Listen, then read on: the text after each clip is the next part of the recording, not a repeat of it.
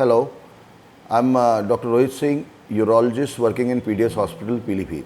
One of the most common patients that all the urologists all over the world they encounter is UTI, जिसे urinary tract infection कहते हैं. Normally females सबसे ज़्यादा इससे affect होती हैं. Apart from being the most common, it is one of the most challenging cases also, क्योंकि इसके दो एस्पेक्ट फीमेल्स के इनकाउंटर करने पड़ते हैं. एक तो जब उनको यूटीआई हुआ उस समय जिस तकलीफ से वो गुजर रहे हैं, चाहे बर्निंग मिक्सचुरेशन है, बार बार पेशाब जाना, पेशाब में जलन होना, लेकिन उससे ज़्यादा ज़रूरी और डिफ़िकल्ट सिचुएशन है जब ये यूटीआई के एपिसोड्स बार बार होते हैं.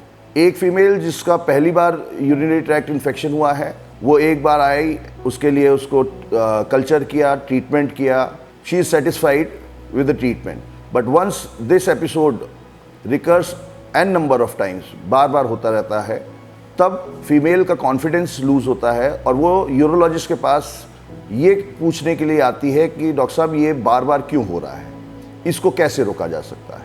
सो the part of the treatment for such cases for urologist is both the counselling as well as the treatment aspect. Counselling is very must कि फीमेल्स को ये समझाया जाए कि ये फीमेल्स में कॉमन है, सबसे ज़्यादा डिस्टर्बेंस बार बार होने की वजह से हो रहा है, इसको कैसे रोका जा सकता है. तो ट्रीटमेंट के दो मोडेलिटीज़ रहती हैं. पहला, we target the infection, we do the culture, उसके हिसाब से एंटीबायोटिक्स दे के उसको ठीक किया गया.